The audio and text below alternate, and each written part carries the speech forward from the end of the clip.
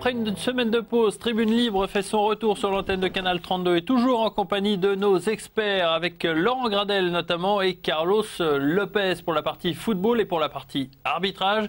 Philippe Paulet, le président de la commission des arbitres. Bonsoir Philippe, bonsoir Laurent et bonsoir Carlos. Bonsoir. Bonsoir. On va donc parler du match qui s'est déroulé vendredi soir. Estac-Boulogne, un match nul un petit peu heureux, j'ai envie de dire, Laurent, pour l'Estac. Un match nul inattendu. Disons qu'on a vu une très belle équipe de Boulogne, qui était très solide, bien disciplinée dans le jeu. C'est vrai que, à la limite, le match nul est peut-être heureux, mais l'Estac a vraiment su s'accrocher au cours de ces 90 minutes et ils ont montré une grosse solidarité.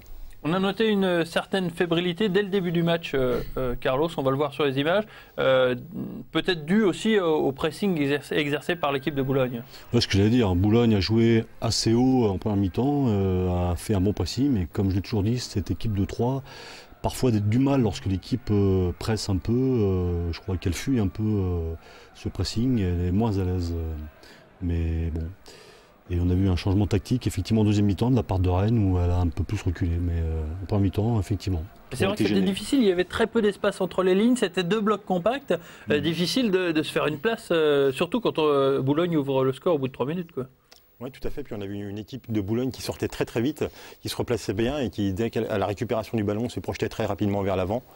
C'est vrai qu'ils ont un petit peu coupé les relations qu'on pouvait avoir sur Marcos, qu'on a pratiquement très peu vu pendant la première demi-heure de jeu, ou sur Mounir Obadi, avec un joueur qui avait un rôle très important, qui n'est pas Pajot, le milieu de terrain récupérateur, qui était toujours bien placé, toujours dans ses zones et qui bloquait tous les intervalles. Ouais, donc du coup l'Estac avait très peu de solutions, si ce n'est en deuxième mi-temps, comme l'a souligné Carlos. Il y a eu aussi un petit handicap pour cette équipe de l'Estac, c'est l'avertissement récolté par Mounir Obadi dès la 9e minute de jeu, qui aurait pu être handicapant, qui l'a forcément été un petit peu. Et là je me tourne vers Philippe. Philippe, c'est un avertissement fâcheux parce que c'est un avertissement qui aurait pu être évitable. Il aurait pu être évitable et évité, puisque on va le voir avec les images. On a eu le cas similaire sur le match de Grenoble. Bon, je pense que les erreurs du passé devraient être corrigées. Et là, on est reparti sur la 13-02 de 2006. Alors, voilà, expliquez-nous ce qui se passe. Voilà. Donc là, le coup franc est sifflé. Donc l'arbitre se dérange. Voilà. Mounir Obadi place son ballon. Donc là, attendez voir. Voilà. Et l'arbitre lui fait signe naturellement au coup de sifflet. Donc là, l'arbitre va revenir vers M. Obadi. Qu'est-ce qui se passe là? Là, il lui dit, bon, voilà, il joue rapidement alors qu'il avait dit déjà au coup de sifflet. Donc là, il n'applique pas justement la circulaire. Et là, plutôt que d'attendre justement que l'arbitre aille se remettre en place, il refrappe encore directement le ballon sans l'autorisation de l'arbitre. Donc là, effectivement, il est averti. Alors, ça fait quand même 2 avertissements sur 2 matchs qui peuvent peser lourd dans la balance, et qu'on peut totalement éviter.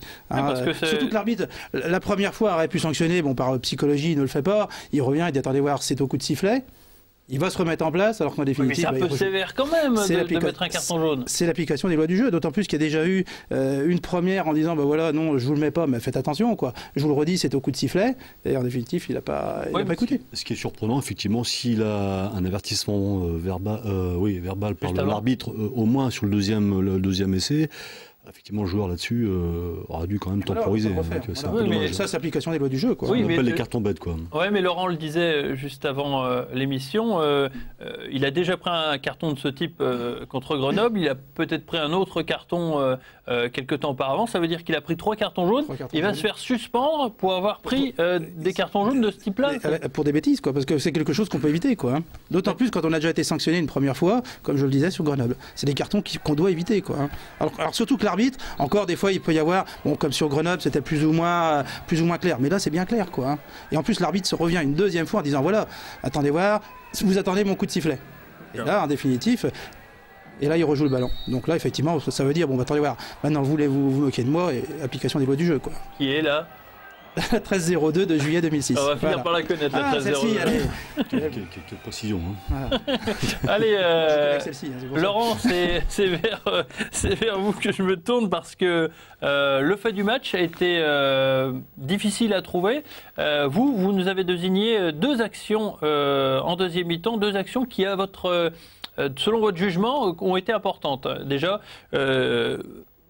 pourquoi ?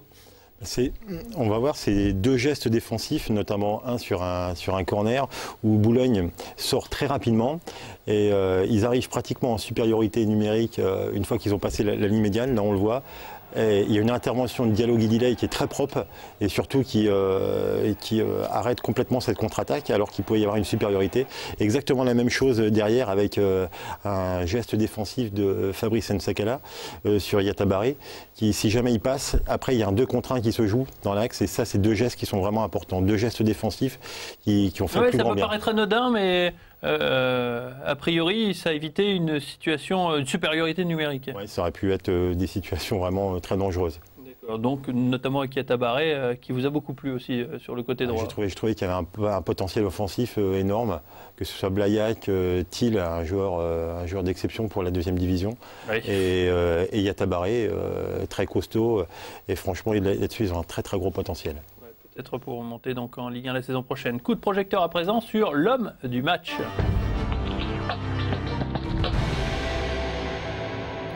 C'est pas étonnant, Carlos, si je vous dis que l'homme du match est Olivier Blondel.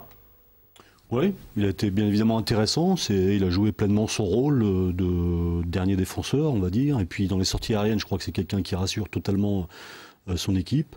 Et puis à la relance, il est intéressant aussi parce que je crois qu'il relance parfaitement sur les côtés, assez rapidement. Il voit vite le jeu. C'est aussi à un moment le premier attaquant parce qu'il joue rapidement. Donc voilà. Mais c'est pas un petit peu alarmant de savoir que le meilleur joueur de cette rencontre, c'est Olivier Blondel ?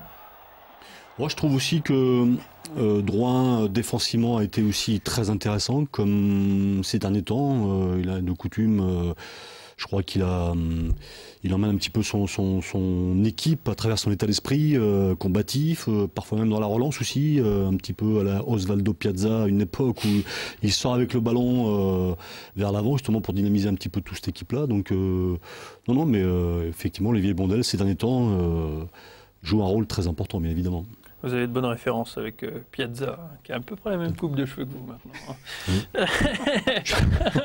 Deuxième séquence arbitrage pour Philippe Paulet, avec cette fois-ci quelque chose qui aurait pu être préjudiciable pour les Troyens, avec une manifeste erreur d'arbitrage. Et là, vous ne pourrez pas faire autrement que constater, Philippe, que Monsieur Lavis s'est trompé. On regarde donc cette séquence pour voir que finalement, sur un fait de jeu anodin, voilà, Monsieur l'arbitre trouve que Drouin touche le ballon.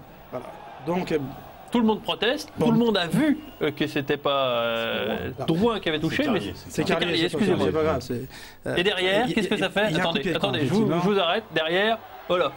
Il y aurait pu y avoir but, donc les conséquences pouvaient être très lourdes. Alors, effectivement, vu à la télé, on peut se dire c'est le défenseur qui a sorti le ballon. Maintenant, l'arbitre assistant... Pour vous, à la télé, c'est clair, c'est le défenseur. Pour moi, pour moi, c'est le défenseur qui sort pour le corner, naturellement. Voilà. Non, mais là, vous défendez votre arbitre à corps et à effectivement, tout le monde a vu que c'était Grégory Thiel. Il y avait coup de pied. Regardez les images. Il est sans lunettes. Effectivement, au match, Philippe, ou pas? Regardez. À la télé, il y avait 6 mètres. Tout à fait. Maintenant, effectivement, l'arbitre assistant, il y a peut-être eu un contre que nous, on ne peut pas voir par rapport aux images. Bon. À la télé, on se dit effectivement, il y avait 6 mètres. Il n'y avait pas corner. Mais il a un jeu de touche quand même. Mais justement, là c'est l'arbitre assistant. Monsieur Lavis ne peut pas voir de sa position de placement. Lui, il suit son arbitre assistant. D'accord. Donc automatiquement, il prend la décision, il confirme ce que l'arbitre assistant lui signale. Maintenant, il y a peut-être un pied sur de Monsieur Drouin qui est que nous on peut pas voir Carlier. par rapport ou Carlier. Voilà, c'est vous qui m'avez mis en erreur, c'est pour ça.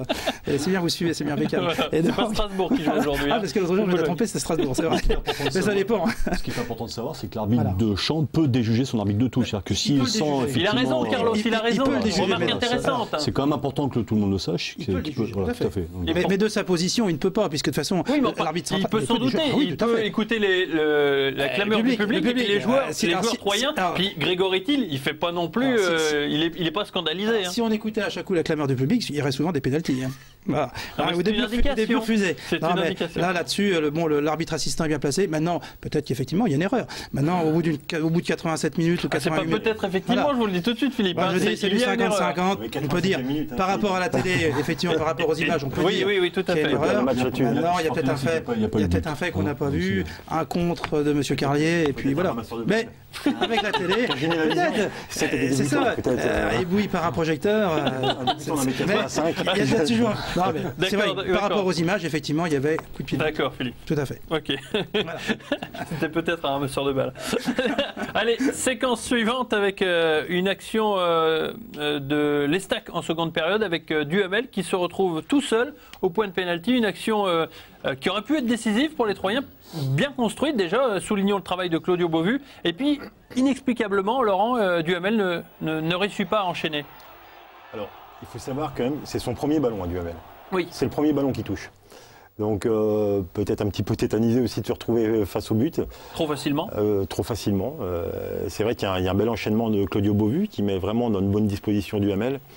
Et moi au départ de la tribune, je pensais que c'était le gardien qui avait sorti le ballon. Et c'est vrai que quand on revoit l'image, on s'aperçoit qu'il manque totalement son enchaînement. Oui, mais généralement, on a tendance à penser qu'il ne faut pas 50 ballons à un attaquant de ce type pour marquer. Carlos, vous qui avez été un attaquant brillant. C'est jamais simple d'être devant le but. Merci pour ce compliment. Mais bon, comme il rentre effectivement son premier ballon, il rentre. Psychologiquement, est-ce qu'il est au mieux Maintenant, il faut souligner effectivement l'action qui est quand même de grande qualité. Encore une fois, c'est sur 1, 2, 3. Le joueur, mais même si Duhamel est un très bon joueur, je pense que lorsqu'il est arrêté, il est moins à l'aise. Donc là-dessus, je vous dis, le temps qu'il trouve ses bons appuis, malheureusement, tout le monde revient et on aurait dû analyser. Mais bon, c'est pas simple. Pour terminer, messieurs, une appréciation, une note sur la méforme de Bézaz, puisqu'on a vu qu'il n'était pas du tout dans le match. C'est vrai qu'il a quand même du mal à revenir. On a vu le changement de rythme et toute la fraîcheur qu'a pu apporter Claudio Beauvu. C'est aussi le fait de faire des changements, c'est ce qui est intéressant. Mais Bézaz, c'est pour l'instant décevant parce que je pense que physiquement, il n'est pas encore dans le coup. Ouais. Techniquement, c'est un joueur qui a énormément de qualité, mais qui, à mon avis, est en retard au niveau de la préparation physique. Carlos ? Moi, c'est ça, on sent un joueur qui se cherche, qui n'est pas à l'aise, alors qu'avant qu'il n'arrive, le milieu de terrain se trouvait bien. Donc, est-ce qu'on lui laisse le temps de prendre ses marques ou je crois que Furlan a raison de toujours lui faire confiance, de toute façon. Hein. Je pense que ça risque de se décompter, mais effectivement, pour l'instant, on reste un peu tous sur notre fin, alors qu'on sait que c'est un joueur de qualité. Donc, voilà.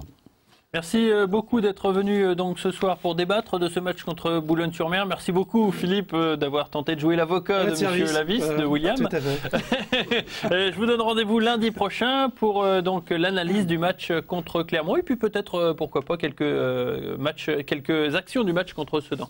À très bientôt lundi prochain. Au revoir.